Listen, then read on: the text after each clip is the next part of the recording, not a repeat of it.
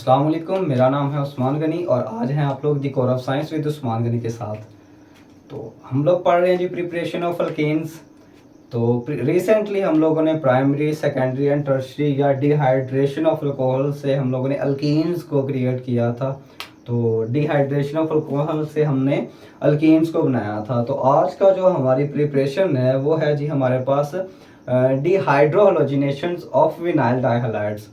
तो सबसे पहले आप लोग ये समझे कि हमारे पास डिहाइड्रोहलोजिनेशन ऑफ विनाइल डाइहैलाइड्स होता क्या है। जब भी हम सेम टाइम पे और सेम कंडीशंस के अंदर सेम टाइम पे कार्बन से टू एडजेसेंट कार्बन एटम से टू हैलोजन्स को सेम टाइम पे लीव करवाते हैं।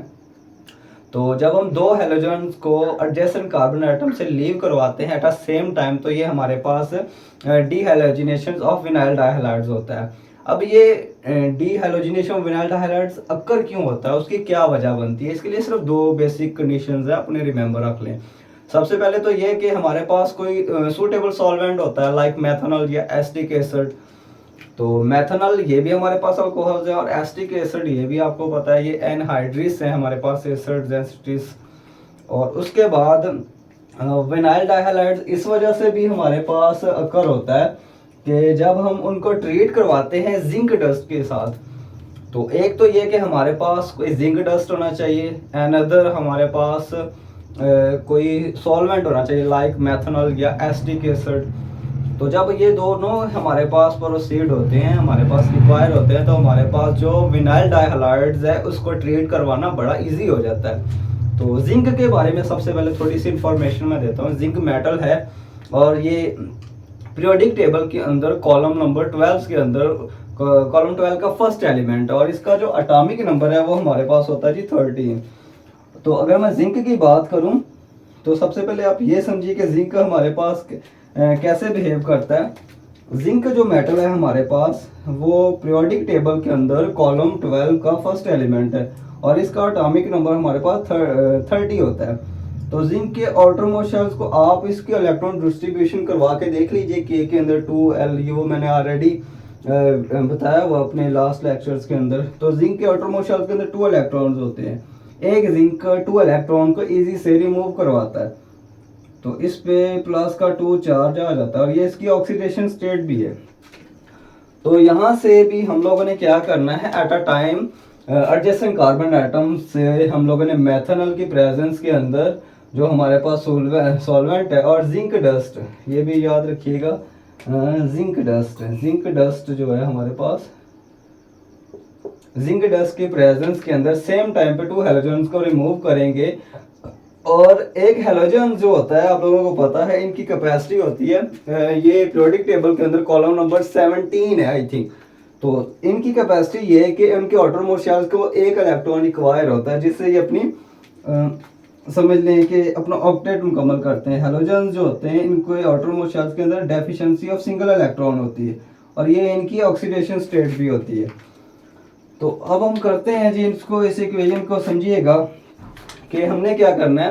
एट अ सेम टाइम पर हम 2 हैलोजन्स हैं हमारे पास और एक हैलोजन एक इलेक्ट्रॉन एक्सेप्ट करता है और एक zinc atom at a time 2 electrons को लीव करवाता है। तो हमारे पास जो 2 हैलोजन्स हैं वो इस जिंक डस्ट से एट अ टाइम 2 इलेक्ट्रॉन्स को एक्सेप्ट करेंगे और हमारे पास मेटल हैलाइड्स बन जाते हैं या जिंक हैलाइड बनेगा हमारे पास और उधर से हमारे पास अल्कीन्स भी क्रिएट हो जाएंगे। चलिए अब हम करते हैं।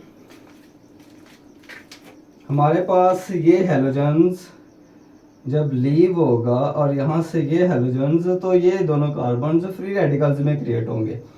तो यहाँ से ये एक दूसरे के साथ बॉन्ड ट्रांसफर करेंगे।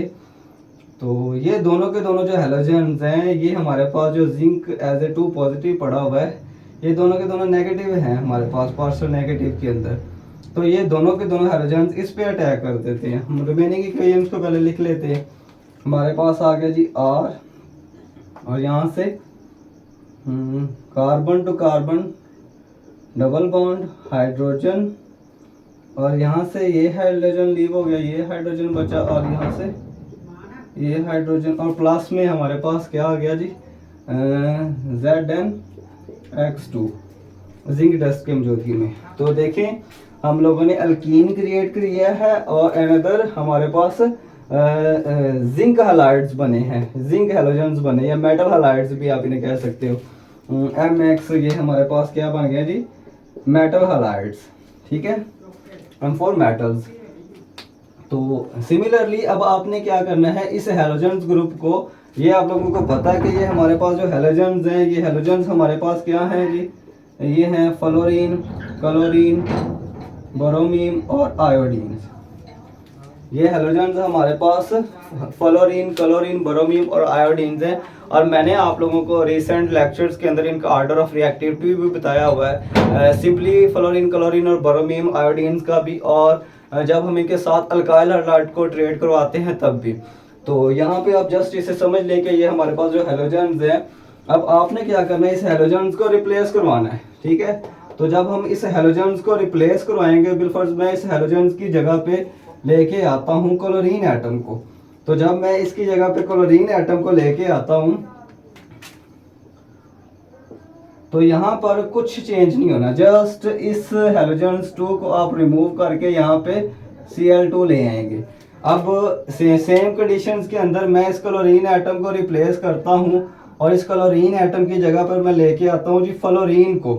तो जब मैं फ्लोरीन को लेके आता हूँ, आयोडीन ले आते हैं, चलें आयोडीन लेके आता हूँ, तो कुछ चेंज नहीं करना, जस्ट और इस क्लोरीन की जगह पे आप क्या लेके आएंगे, आयोडीन 2 लेके आएंगे। अब इसी तरह से आप अनदर एटम ले आए, ब्रोमीन एटम ले आए, ठीक है। तो अब आप इस आयोडीन की जगह पे ब्रोमीन एटम ले आए।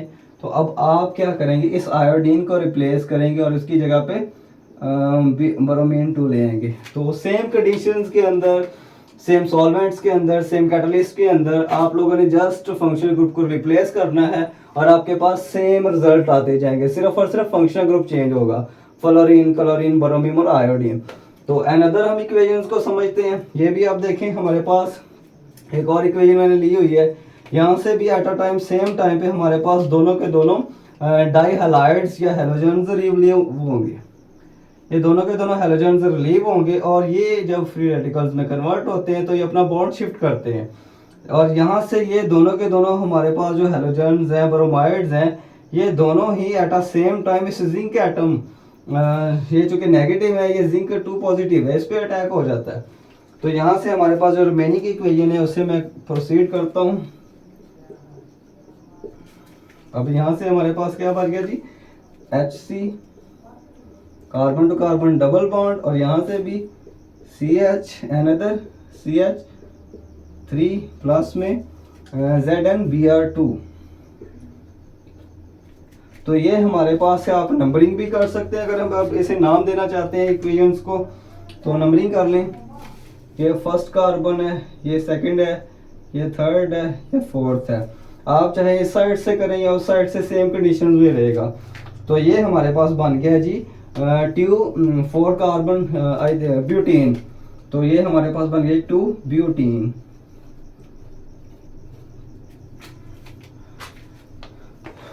तो आई होप आप समझ गए जी डिहाइड्रोहैलोजिनेशन ऑफ विनाइल डाइहैलाइड्स क्या होता था। सेम और सिंपल सी कंडीशन थी इनके अंदर, जस्ट फंक्शनल ग्रुप को रिप्लेस करना है और उनकी जगह पे कोई और अनदर फ्लोरीन, क्लोरीन, ब्रोमीन और आयोडीन लेके आना है और आपके पास आपकी इक्वेशंस या आपके रिएक्शंस टेक प्लेस होते रहेंगे। तो आई होप आप समझ चुके हैं जी डिहाइड्रोजनेशन ऑफ विनाइल डाइहैलाइड्स क्या था। तो अगर आपको मेरा ये आज का वीडियो पसंद आया हो तो प्लीज़ इसे लाइक कीजिएगा, सब्सक्राइब कीजिएगा और बेल आइकन को ज़रूर प्रेस करें ताकि आपको मेरी नई आने वाली वीडियो का नोटिफिकेशन मिल सके। अस्सलाम वालेकुम।